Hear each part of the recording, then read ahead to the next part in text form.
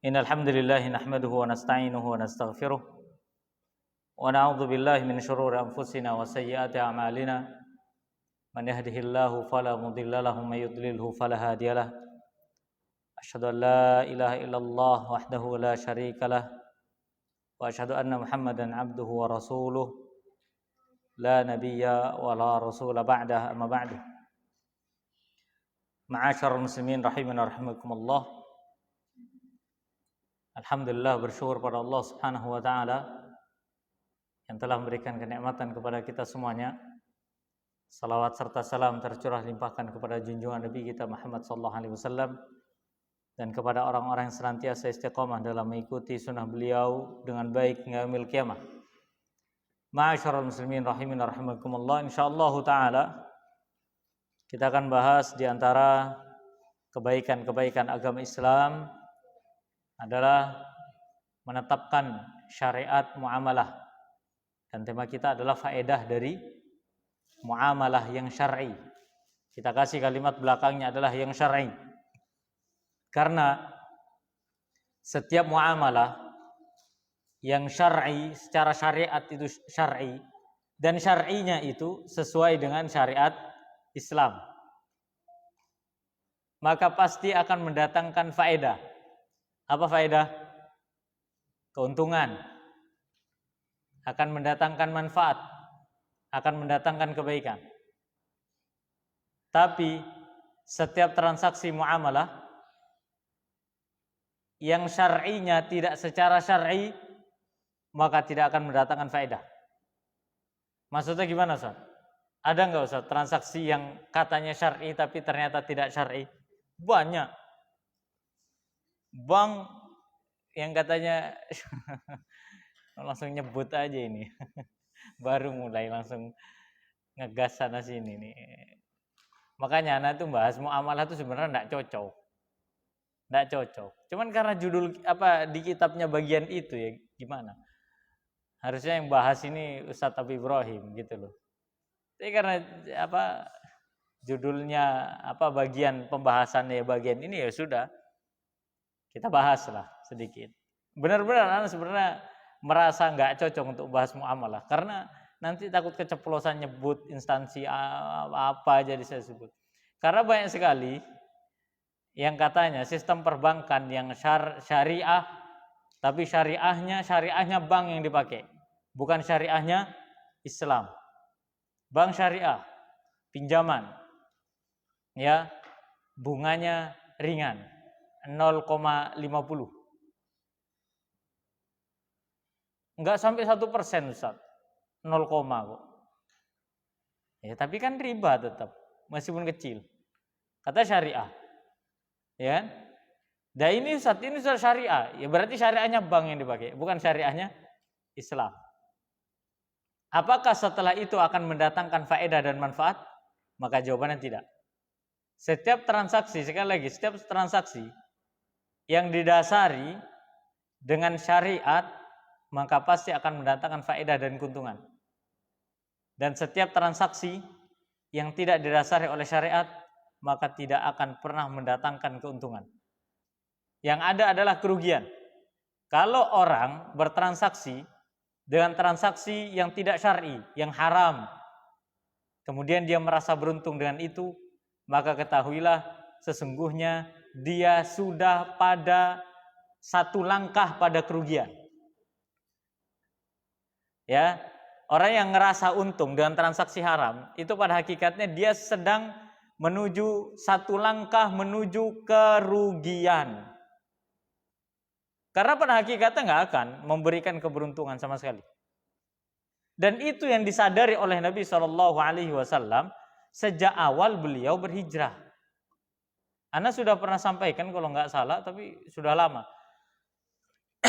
Bagaimana Nabi SAW itu pada saat beliau nyampe ke Madinah, yang beliau dirikan pertama kali apa? Masjid sebagai pusat pendidikan, ya atau tidak?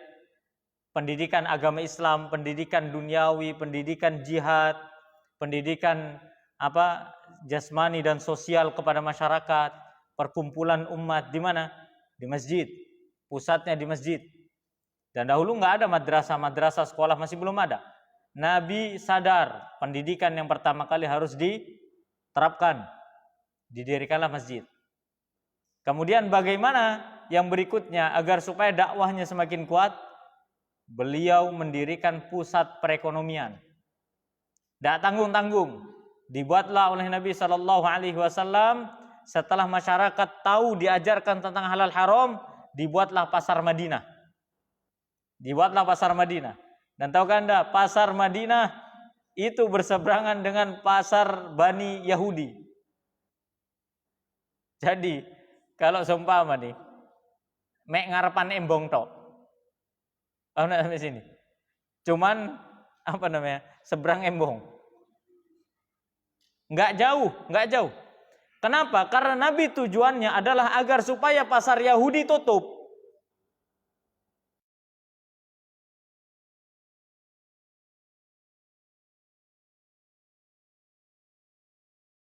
Saat itu orang Yahudi sudah mengenal riba. Dan transaksi mereka itu haram semua. Abu Jahal aja udah kenal riba, Pak. Abu Jahal sebelum Rasul diutus itu sudah, musyrikin Quraisy itu sudah mengenal riba itu. Riba itu munculnya itu sebelum Nabi Isa diangkat. Itu Bani Israel sudah pakai riba itu. Cuman bedanya mereka alat tukarnya, karena belum ada uang waktu itu, ya alat tukar dijadikan riba. Gimana caranya bisa beranak itu? Maka Nabi melihat kecurangan, mengurangi timbangan, ya, transaksi riba, pinjam meminjam, merugikan satu sama lain. Wallah, itu terjadi di pasar Madinah. Makanya dulu Madinah itu disebut Yasrib. Yasrib itu artinya tempat kotor. Itu Yasrib. Kalau dalam Al-Quran Anda bisa lihat kata saroba di surah Yusuf. La tasriba alaikumul yaum. La tasriba itu artinya tidak ada celaan. La-nya dibuang berarti tasribun itu artinya celaan. Yasrib itu artinya yang tercela. Paham ya sampai sini ya? Jadi dulu Madinah itu namanya apa? Yasrib. Karena di situ ya sumber penyebaran penyakit, transaksi nggak sehat. Para musafir, para pedagang cuman mampir ke sana, setelah itu pindah. Kenapa? Karena kalau mereka transaksi, banyak-banyak transaksi, naruh duit mereka di Yasrib, habis. Banyak nipunya. Kenapa? Karena banyak suku Yahudi saat itu. Maka yang pertama kali Nabi SAW setelah mendirikan masjid, beliau mendirikan pasar. Dan beliau buat syarat di pasar itu. Tidak boleh ada kecurangan. Tidak ada transaksi riba. Tidak boleh ada saling menzalimi satu sama lain. Pasar dibangun di atas asas tolong menolong. Bukan dibangun di atas modal banyak, siapa yang banyak modalnya dia yang berkuasa. Nggak ada sistem kapitalisme. Memang ada dulu zaman Yahudi kapitalisme dan sampai sekarang pun ada. Ya, tapi Nabi SAW mendirikan ekonomi syariah di atas ta'awun, tolong menolong satu sama lain. Dan Nabi mengatakan barang siapa yang memberikan keluasan kepada saudaranya dalam pembayaran hutang, maka Allah catat baginya pahala selama ia mau menangguhkan hutang saudaranya. Bayangkan itu. Jadi kalau ada kawannya nggak punya modal, ayo buka toko, tak modalin. Putar dulu uangnya, cicil. Pelan-pelan, nggak ada bunga.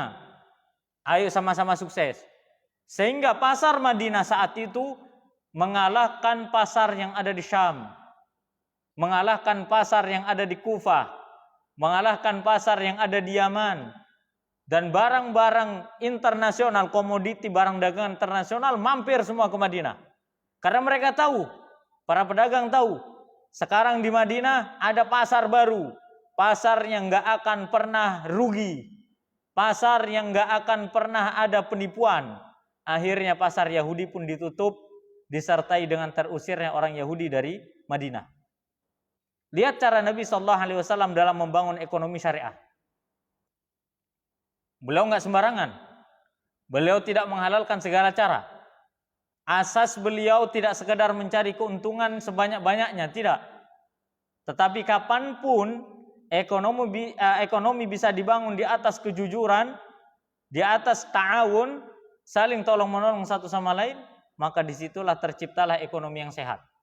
Itu pasti jemaah. Sedangkan kalau kita lihat zaman sekarang, ya, apa yang terjadi? Orang kalau mau usaha itu bakar uang. Faham ya insyaallah ya, istilah bakar uang.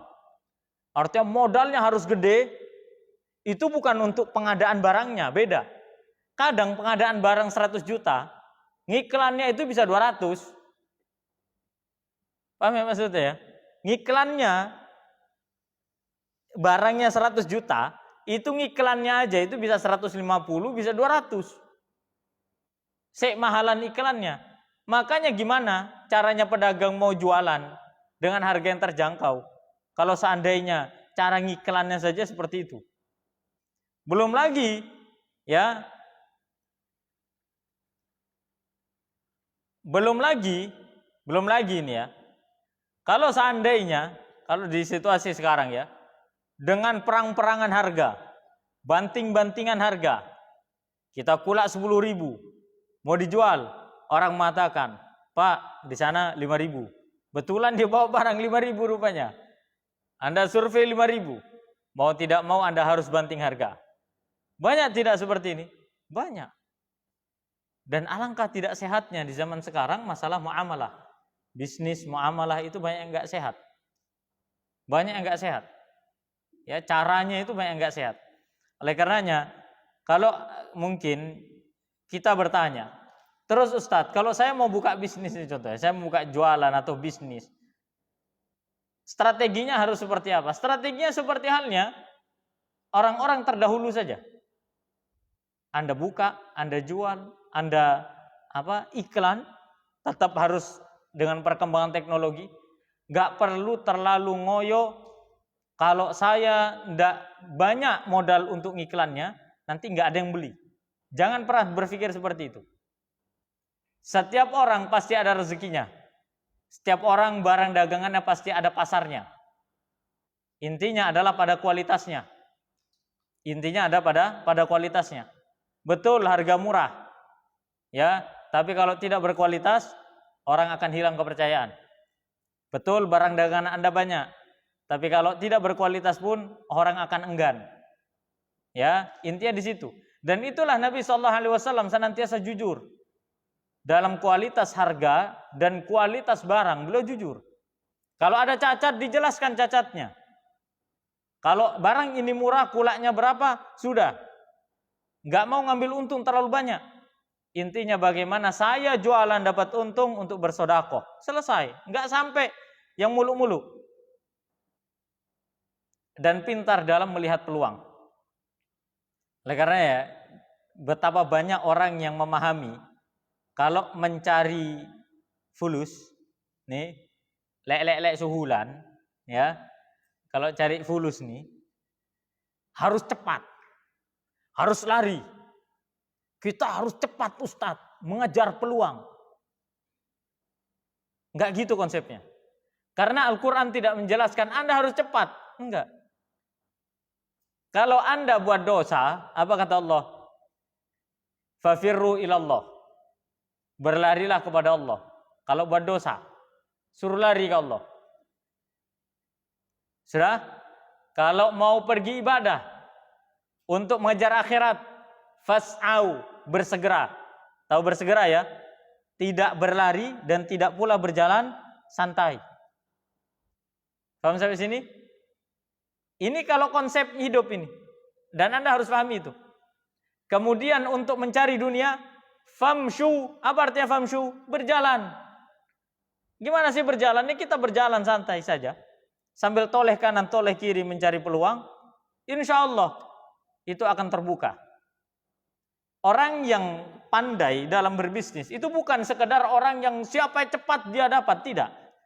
Tapi orang yang pandai dalam melihat peluang. Karena di setiap peluang ada uang, itu pasti. Ya, setiap peluang ada uang. Tahukah Anda Utsman bin Affan radhiyallahu ta'ala anhu, seorang pedagang ulung, yang apabila beliau kulaan barang, itu bisa membuat Madinah berdebu. Kenapa? Karena sekali kulaan bisa ribuan ekor unta untuk mengangkut barang dari Syam menuju Madinah. Itu bukan lagi juragan itu, apa namanya? Kalau bahasa kita itu. Itu kalau zaman sekarang udah atasnya lagi itu, kontaineran udah masuk semua. Ya. Sudah itu. Selimutlah, yang rempah-rempah lah, inilah semua dari Syam dibawa. Dan luar biasa Utsman itu pintarnya, dia ngelihat musim. Kalau musim dingin, kulaannya apa? Musim panas, kulaannya apa? Musim dingin apa? Kulaannya apa? Dan luar biasanya Utsman itu, Anda itu selalu teringat dengan kejadian sumur Rumat. Sumur Rumat. Memang itu adalah sodakohnya Utsman. Tapi di situ trik bisnisnya Utsman luar biasa. Itu sumur tempat strategis. Pertama. Kemudian sumurnya itu airnya selalu terisi. Gak pernah habis. Sumurnya. Yang berikutnya, semua penduduk membutuhkan. Bukan cuma kaum muslimin saja waktu itu. Orang Yahudi, penduduk sekitar itu bergantung kepada sumur di saat paceklik. Dan sumurnya sumur Rumat tok. Orang Yahudi curang, orang Yahudi nakal. Ketika musim hujan, sumur itu airnya dimurahkan. Ketika musim paceklik, dinaikkan harganya agar supaya dapat untung yang banyak. Tibalah waktunya kaum muslimin kekeringan, mau jihad, tidak ada tempat untuk mencari air. Maka berdirilah Nabi SAW. Siapa yang mau masuk surga, dijamin masuk surga, maka hendaklah ia membebaskan sumur Rumat. Utsman bin Affan radhiyallahu ta'ala anhu langsung datang ke orang Yahudi, ditawarnya 80.000 dinar. Sumur 80.000 dinar. Bayangkan itu. Enggak tahu uang sekarang berapa itu.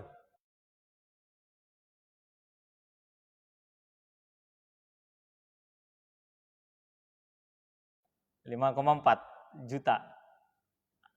Oh, beratnya. Hitung aja lah 80.000 itu berapa? 4,8. Oke. Ya 5 juta lah. 1 dinarnya ya. Kali 80.000. Itu orang Yahudi. Memang orang Yahudi dari dulu memang mata duitan dia. Di mana ada sumber daya, disitulah dia akan menjajah. Iya atau tidak? Nah itu. Memang tabiat mereka dari dulu sampai sekarang. Jadi jangan heran kalau sekarang saudara kita dihabisin. Karena bagaimanapun mereka merasa itu tanah ada sumber dayanya. Kemudian Utsman datang, 80.000. Gimana? Mau tidak? Orang Yahudi itu memang akalnya pintar tapi busuk. Busuknya minta ampun. Dia mengatakan, enggak. Saya tidak akan membebaskan sumur ini dengan harga segitu. 80.000. Saya tidak mau. Saya tidak mau. Karena harganya terlalu murah. Bayangkan sumur 80.000 dinar. Kalau sekarang jenengan mau beli punya sumur ditawar 80.000 dinar, dilepas enggak itu? Lepas, Pak. Golek tanah. Ya kan, bangun rumah sak masjid-masjidnya malahan bisa. Tapi Utsman pintar. Anda tidak mau, nggak apa-apa. Oke. Saya beli setengahnya. Yahudi bingung. Kok setengahnya? Kok bisa setengahnya? Iya, setengahnya saja. Saya mau beli setengahnya sumur itu. Lihat pintarnya Utsman ya. Dia nggak melihat pada harga. Kalau kita mengatakan kok cek larangi 80.000 dinar. Enggak, yang dia lihat itu kualitas sumurnya. Sumurnya zen ini. Tempatnya strategis. Kalau kaum muslimin kumpul di situ untuk perang, persiapannya enggak terlalu jauh dari tempat tujuan. Sumurnya sudah mulai di perbatasan Madinah itu. Jadi kaum muslimin kumpul di perbatasan Madinah, ke sumur itu, ngisi tempat minum mereka, langsung berangkat. Enak, enggak perlu balik lagi ke dalam Madinah. Pinternya Utsman luar biasa. Dipakainya otak bisnisnya. Separuh ya, separuh. Orang Yahudi bingung. Sudah gini saja, kata Utsman. Separuh itu maksudnya begini, dijadwal saja harinya. Hari ini jatah saya, besok jatah kamu. Pokoknya ya sehari-sehari lah. Itu separuh. Iya, pokoknya Senin saya, Selasa kamu, Rabu saya, Kamis kamu, Jumat saya, begitu terus. Ya, digilir. Ada giliran, nah gimana? Orang Yahudi sudah kepentok sama duit 80.000 dinar, ya. Oh, ya separuh, lumayan. Separuhnya masih bisa untuk tambah-tambah penghasilan. Dia nggak ngelihat peluangnya Utsman itu di mana, dia nggak ngelihat. Setelah deal duit dikasih, Utsman langsung datang ke Madinah depan Rasulullah. Ya Rasulullah, saya tebus separuh dari sumur itu.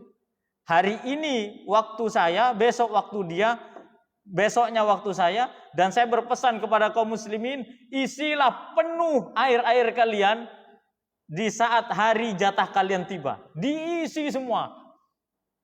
Jadi besoknya sepi itu sumur. Kau itu Yahudi nggak dapat apa-apa dari sumur, dia datang ke Utsman. Ya sudahlah, separuhnya saya jual. Oke, dijual berapa?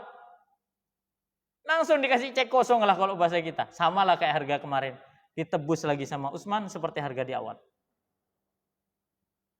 Apakah Utsman memandang dari harganya? Tidak, dia tahu komoditi barangnya. Dan luar biasa sampai sekarang kan. Jadi hotel, jadi kebun kurma, jadi tanah wakaf, jadi ini, jadi itu. Lihat seorang pebisnis yang nggak bisa diajak main-main itu. Padahal karakternya Utsman gimana?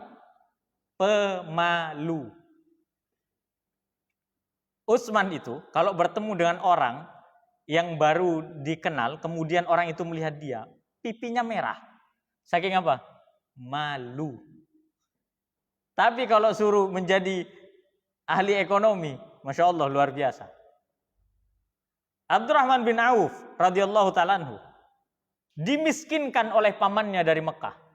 Dia masuk Madinah dalam keadaan tidak membawa harta apapun kecuali pakaian yang dia gunakan. Datang ke Madinah, nggak punya apa-apa. Kemudian dipersaudarakan dengan seorang sahabat, Ibnu Rabi'ah. Kata Nabi SAW, wahai Ibnu Rabi'ah, aku persaudarakan engkau dengan Abdurrahman bin Auf. Artinya apa? Tolong bantu Abdurrahman bin Auf.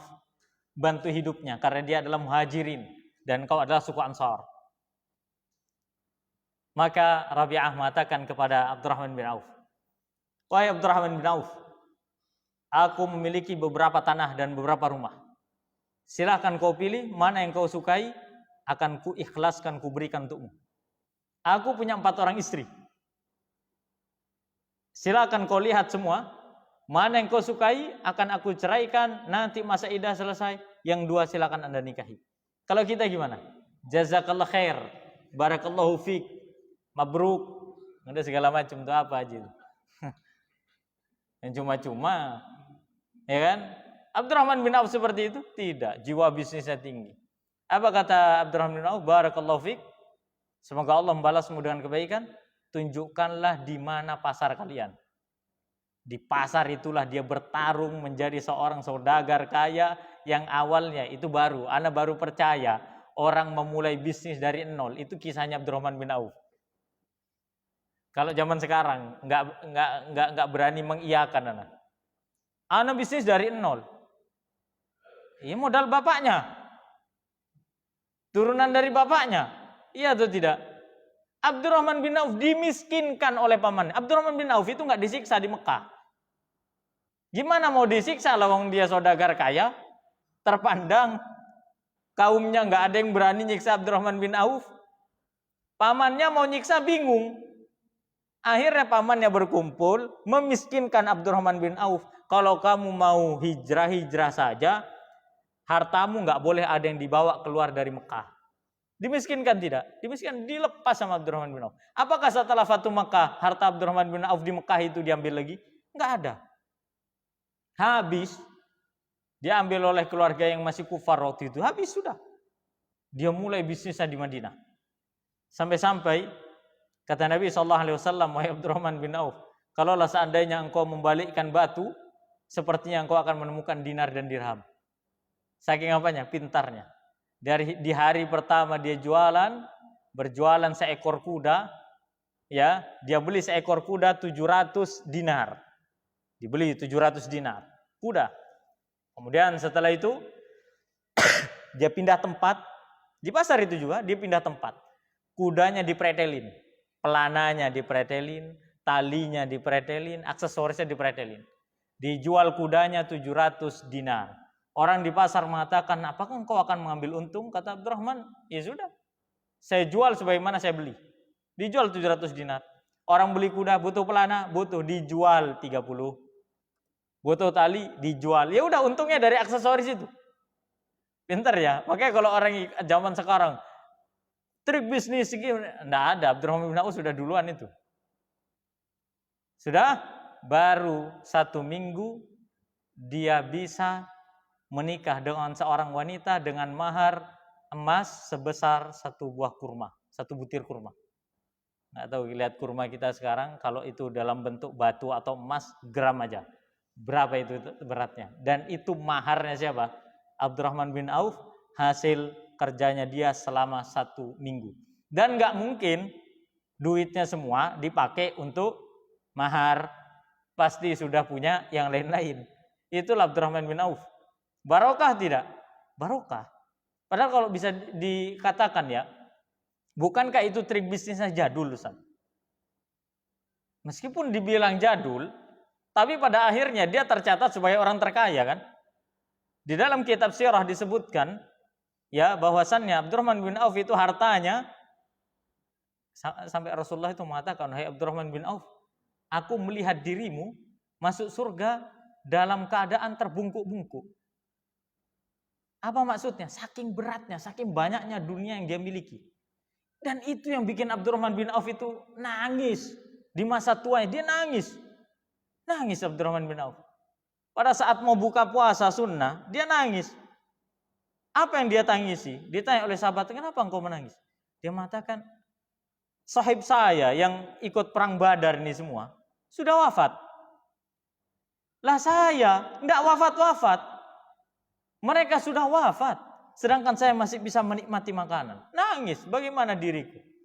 Benar apa yang dikatakan oleh Nabi SAW, kata Abdurrahman bin Auf, melalui Aisyah radhiyallahu anha, wahai Abdurrahman bin Auf, sungguhnya engkau akan masuk surga dalam keadaan terbungkuk-bungkuk ataupun dalam keadaan merangkak. Kenapa? Saking banyaknya dunia, bukan karena dosanya, tapi saking banyaknya dunia. Oleh karena sebagian ahli sirah itu mengatakan harta Abdurrahman bin Auf dibagi dalam waktu 7 hari. Gak cukup setino, Pak. Kalau sekarang harta orang lain langsung. Bapaknya masuk peti mayat, langsung udah ketemu akta notaris. PPAT, notarisnya keluar semua akuntannya. Iya atau tidak? Iya. Kalau dulu emas betulan. Wungkul-wungkulan, gudang harta betulan. Makanya 7 hari. Dan tahukah Anda Abdurrahman bin Auf membagi hartanya selain harta warisannya sepertiganya untuk sedekah. Meliputi apa dari sepertiga hartanya? Asuransi atau jaminan kehidupan untuk ummahatul mukminin. Yang kedua, jaminan kehidupan untuk ashabul badar yang masih hidup beserta keluarganya. Yang ketiga, untuk melunasi hutang penduduk Madinah yang milik hutang. Udahlah, dibayangin aja berapa itu. Itu sepertiga. Karena dia tahu nggak boleh lebih dari sepertiga harta yang ditinggalkan ya untuk berinfak. Nggak boleh, setengah nggak boleh. Harus sepertiga, itu paling banyak sudah. 2/3 untuk apa? Warisan. Dan itulah orang terkaya. Apa makna dari kisah-kisah ini? Inilah makna bahwasannya setiap transaksi yang sesuai syar'i pasti akan mendatangkan keuntungan dan faedah. Dan setiap transaksi yang tidak syar'i jangan pernah berharap ada faedah dan keuntungan. Cepat atau lambat pasti akan hancur setiap bisnis, setiap usaha, setiap ekonomi setiap muamalah yang dibangun di atas keharaman. Apabila ada orang mengatakan yang haram aja susah, apalagi yang halal, ini pikirannya sempit. Pikirannya sempit. Yang haram aja susah, apalagi yang haram itu sedikit. Pintu-pintu keharaman itu sedikit, jemaah. Riba, iya atau tidak? Tipu menipu. Terus apa lagi? Hah? Nah, itu tipu menipu sudah. Riba sama gharar dua. Cara bisnis yang haram itu cuma dua. Riba, kalau nggak riba ya gharar.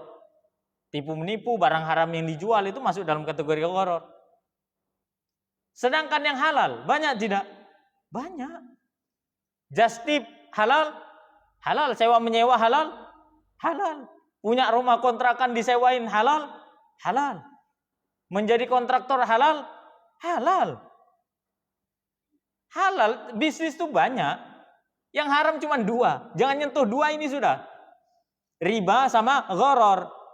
Gharar itu dalamnya ada tipu muslihat, kecurangan, mengurangi timbangan, harta haram yang dijual, maka haram zatnya, haram pula harganya.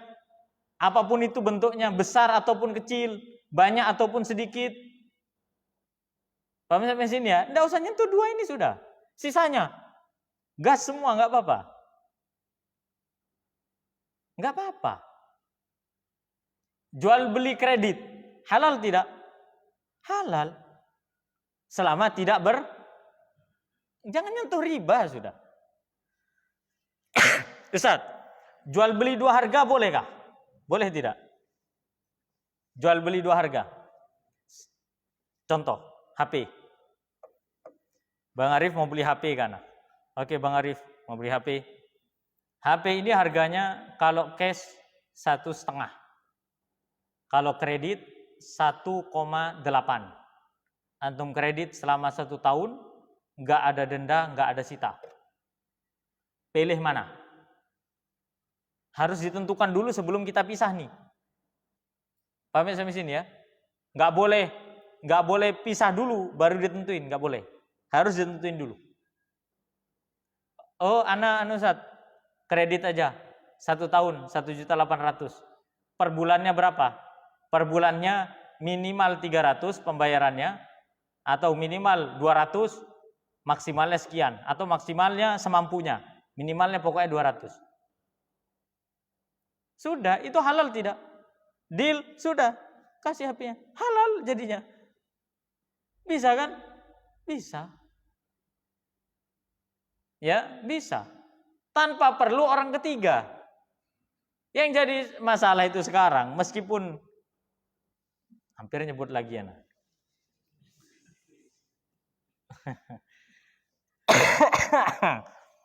Perbankan yang katanya syariah, mau beli mobil, kreditnya gimana? Ada tenornya, ada bunganya, iya atau tidak? Iya. Kerja sama-sama apa? Dealer.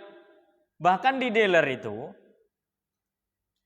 anak punya kawan, dia punya dealer di Karawang. Beberapa 2 bulan yang lalu itu telepon. Gimana ya, akhi, caranya lepas dari bank?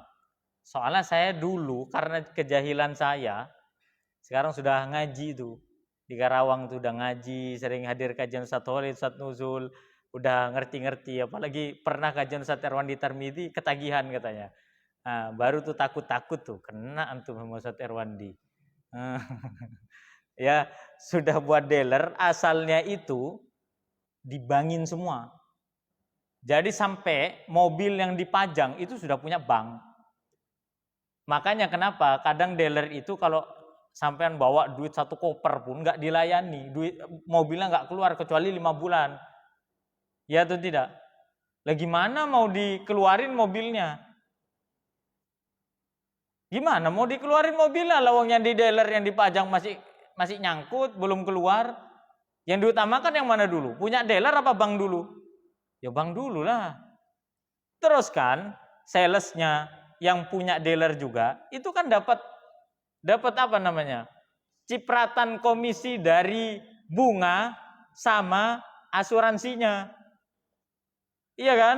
Sama yang lain-lain lah pokoknya. Selain dia gaji salesnya juga, dia sales ini dapat gaji, juga dapat cipratan dari asuransi. Makanya kadang kalau orang datang buat duit, kayak saya mau beli mobil ini, kayak sekarang juga tolong diproses, nggak bisa. Oh tunggu Pak, mobilnya inden dulu 5 bulan, baru datang. Kalau kredit, transaksi jam 6 maghrib, jam 8 Pak nyampe rumah. Rumah sampean di mana? Probolinggo. 7:30 Pak, tutup. Ya nyampe. Kok bisa? Karena dia tahu keuntungannya berlipat-lipat kalau lewat transaksi riba. Terus cairnya cepat. Kalau dari apa? Kalau dari bank kan gitu kan? Gimana bank nggak berani langsung? Nah itu yang haram. Kredit motor. Kenapa? Karena melibatkan orang ketiga. Coba orang dua saja. Itu nggak riba jemaah. Itu nggak riba. Tinggal jual aja dengan dua harga. Majelisnya belum buyar. Sudah ditentukan transaksinya. Halal. Halal. Ya, ini perlu hati-hati. Ini transaksi-transaksi yang riba yang dapat menghancurkan. Ustaz, sekarang ada transaksi-transaksi Ustaz yang terlihatnya syariah. Ini hati-hati nih. Contoh, ini sisa 7 menit nih, harus paham nih jenengan nih. Karena mau jelasin harus cepat ya. Contoh, ana ini antum kenal sebagai orang yang tukang talang. Tahu tukang talang ya? Bukan tukang talang air, bukan. Tukang nalangi duit. Ya. Terus gini, jenengan datang, Ustaz, saya ini mau beli HP. HP ini. Oke, Pak, sampean kalau mau beli HP, silakan buka toko oranye atau toko hijau, pilih HP-nya yang mana, nanti saya beli dulu, baru setelah itu saya jual ke jenengan. Apa bedanya sama dealer? Tenang Pak, ini Pak tidak ada ribanya, enggak ada sita, enggak ada denda. Syariah tidak? Enggak. Kenapa? Karena ana bukan loh. Enggak. Karena ana bukan pedagang. Kan harta itu sudah ana miliki Ustaz. HP-nya sudah ana beli. Ana miliki. Kan sudah milik ana, baru ana jual. Sekarang gini, kalau seandainya antum mau pakai prinsip apa di situ? Jual beli. Berhak dong kalau jenengan ngomong, "Afwan Ustaz, enggak jadi beli." Boleh enggak? Boleh. Ana harus nerima enggak? Tapi pada kenyataan menyesal tidak? Rugi. Kesal tidak? Kesal Ustaz pula, no ndak dituku wong iki. Ayo. Anda jualan barang atau nalangi uang? Iya atau tidak? Anda jualan barang atau nalangi uang? Kalau Anda benar-benar pemilik barang, cantumkan Anda punya tokonya. Anda masang iklan tiap hari kalau Anda punya barang. Sehingga orang mengenal Anda, oh ini orang pedagang HP. Bukan pemilik uang. Paham ya sampai sini ya? Nah, oleh karenanya, Syekh Muhammad bin Shalih Al-Utsaimin mengatakan, transaksi seperti ini dosanya lebih berat daripada orang yang transaksi riba secara langsung. Kenapa? Karena dia menipu Allah Subhanahu wa taala. Jadi seolah-olah saya miliki dulu ya barangnya, nanti saya naikin harganya. Dia sengaja naikkan harga karena dia punya uang untuk membelikan barang temannya. Kemudian kalau toh seandainya kawannya tidak jadi, ini nggak boleh. Ini nggak boleh. Ada ya sebagian orang yang sudah mengaji itu begitu. Ana pernah ngetes, ngamuk-ngamuk orangnya. Ustadz ini gimana? Kita sudah akadnya, ana belikan dulu barangnya, nanti ana kasih ke antum, setelah itu di-up. Ana up Ustadz, beberapa ratus saja Ustadz, nggak mahal. Ini transaksinya aman. Ana bilang, oh enggak, ana nggak serak ini. Ana bilang gitu, ana nggak serak. Ana tes itu memang betul-betul ana tes. langsung diblokir nomornya. Berarti apa? Dia pedagang atau tukang nalangi? Kalau pedagang, ya udah, ya kan? Namanya jualan, bisa jadi, bisa enggak, ya kan? Iya. Ayo, sampean punya teman begitu, ates aja nggak apa-apa.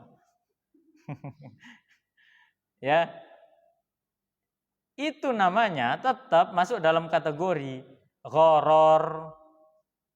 Masuk dalam kategori riba ada, gharar juga ada. Karena ana membeli barang berupa HP ini tujuannya untuk dijual lagi kepada saudara saya yang harus membeli. Dan ana jadi tukang nalangi, bukan pedagang. Kecuali kalau ana dagang. Dagang bebas. Sampean golek HP opo? HP A contohnya. Oh, yang ready HP saya ini B, C, D sampai Z. Yang A belum ready. Gimana? Antum mau nunggu enggak? Kalau mau nunggu, DP dulu. DP dulu. Biasanya kan pedagang gitu kan. Kalau mau nunggu DP dulu, baru nanti saya kulain. Nah, baru itu. Itu nggak perlu tahu kita kulaannya berapa harganya, dijual berapa, nggak perlu tahu pembeli itu. Kenapa? Namanya anak pedagang. Ya bebas mau ngambil untung banyak ataupun sedikit kan terserah kan. Jadi seperti itu jemaah. Kalau pedagang. Kalau yang bukan pedagang berarti niat awalnya adalah tukang nalangi. Terus Ustaz, yang selamat gimana? Yang selamat gini. Antum kasih duitnya. Sudah isya ya? Yang selamat itu antum kasih duitnya, suruh dia belanja sendiri. Baru kredit duitnya. Nggak boleh ada bunga. Udah. Tapi kan nggak dapat untung Ustaz. Nah itulah setonnya. Ya, wallahu a'lam bishawab. Baik.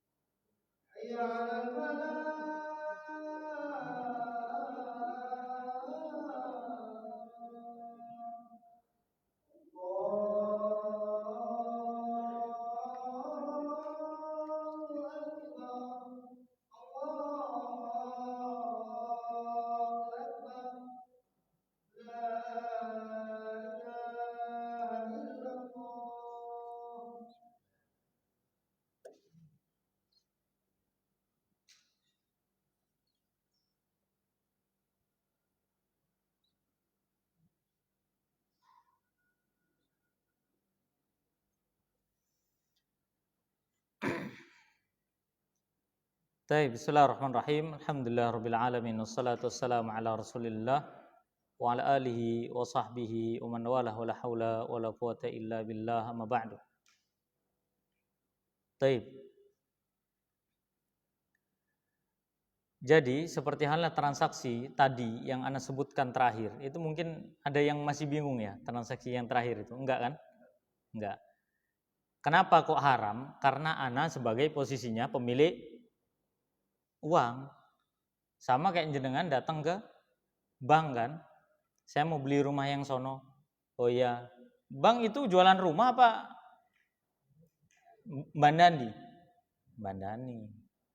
Ya kan, mana ada bank ngecer rumah? Nggak ada. Nyita iya. Ya. Ya. Rumah antum menurut antum mahal, menurut bank itu murah. Bahkan itu sudah dihasati nama tetangga menurut bank murah lagi. Apa nggak tambah sakit hati? Ya kan? Nah, ini sebagian bank itu mengatakan ini akad murabahah. Dan sebagian teman-teman yang sudah mengaji pun mengatakan ini akadnya murabahah, Ustaz. Murabahah yang boleh kalau antum pedagang. Intinya kalau antum pedagang. Kalau antum pedagang mobil, ya, antum dagang mobil atau ana dagang mobil. Terus jenengan datang ke ana. Ustaz, ini ana mau beli ini. Oh iya. Saya ambilin ya. Diambilin. Mobil Avanza. Harga 120. Ana bilang, "Pak, ini harga Avanza 120. Jenengan mau ngasih untung berapa ke saya?" Maka itu disebut dengan wadi'ah atau mukhasarah. Yaitu jual impas, kan impas kan? Nggak ngasih untung nggak apa-apa. Atau jual rugi.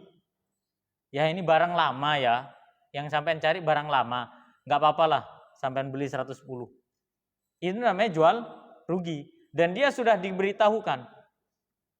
Posisi ana adalah sebagai pedagang, bukan tukang bandani. Yang terjadi sekarang adalah adanya tukang bandani. Nah itu, tukang bandani. Ya, dia datang ke orang yang punya duit, mau itu lembaga atau perseorangan. Kemudian setelah itu dia minta beli barang ke sana, ana belikan dulu barangnya. Barang masih di sana, ana bilang, "Sana ambil barangnya, ke sana ya." Baru. Apa bedanya tidak?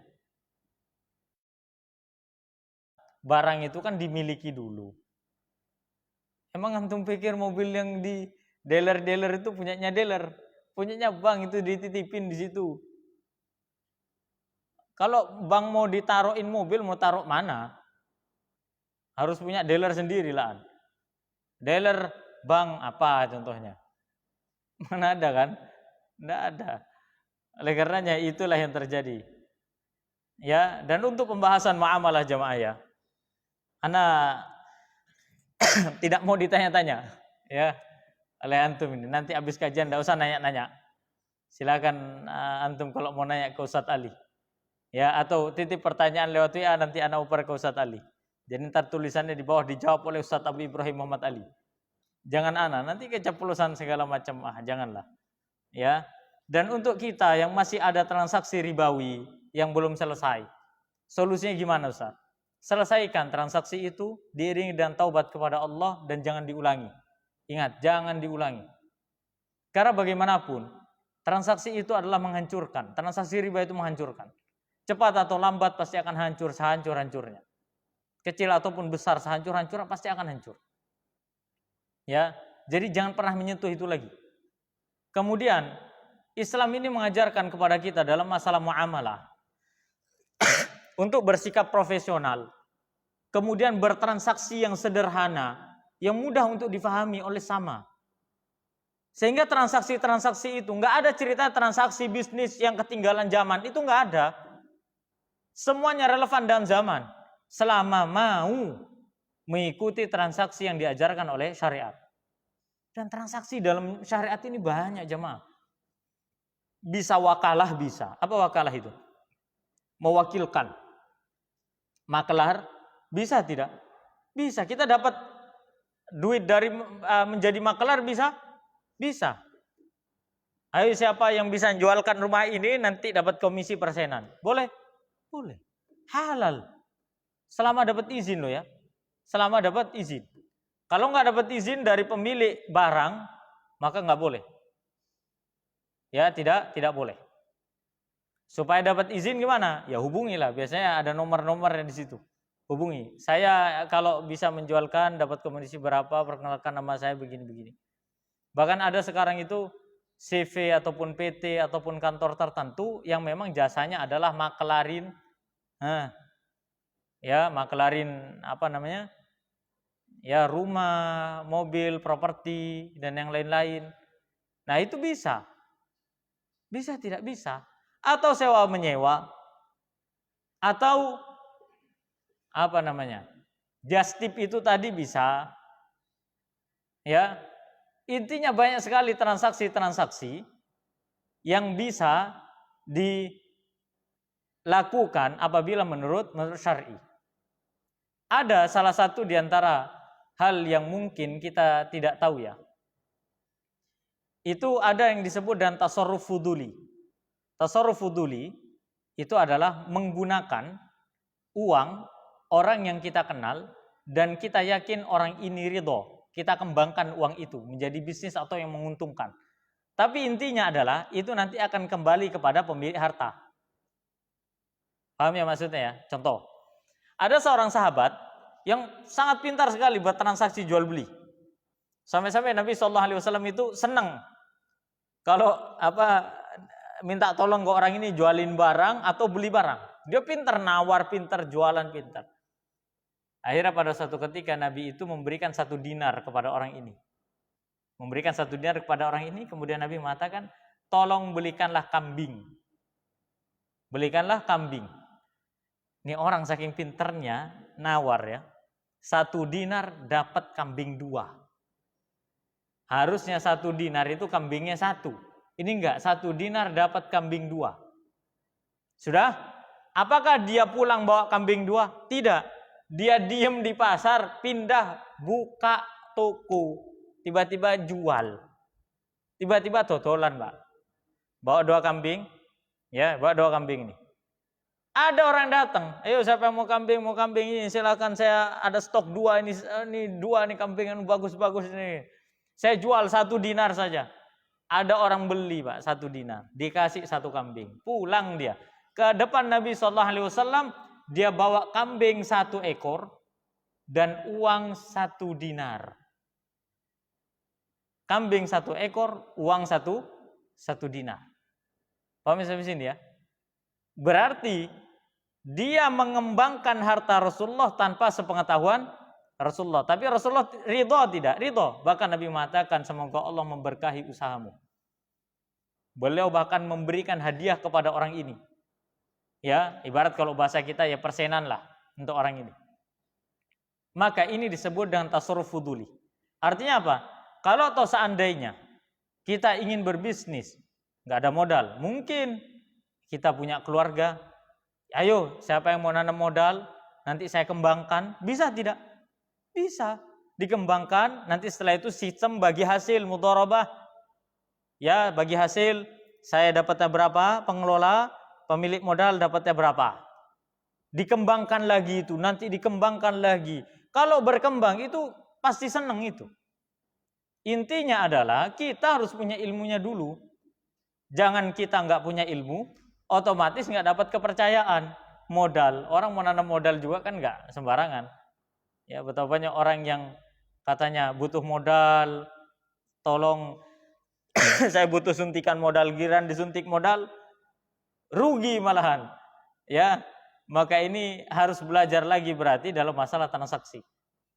Ingatlah wahai saudaraku semuanya, bahwasannya jangan pernah mempersempit jalan rezeki kita. Jangan pernah. Muamalah syariat ini diciptakan oleh Allah dan dihalalkan untuk memberikan keberuntungan, faedah, manfaat demi keberlangsungan kehidupan manusia.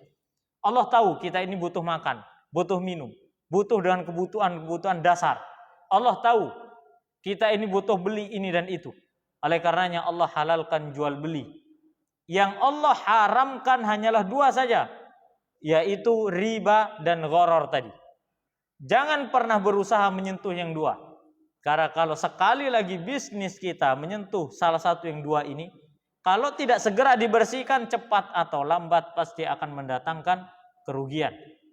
Tidak sekadar di dunia, tapi juga di akhirat. Wallahu a'lam bishawab. Subhanakallahumma rabbana bihamdika asyhadu an la ilaha illa anta astaghfiruka wa atubu ilaik. Wassalamualaikum warahmatullahi wabarakatuh.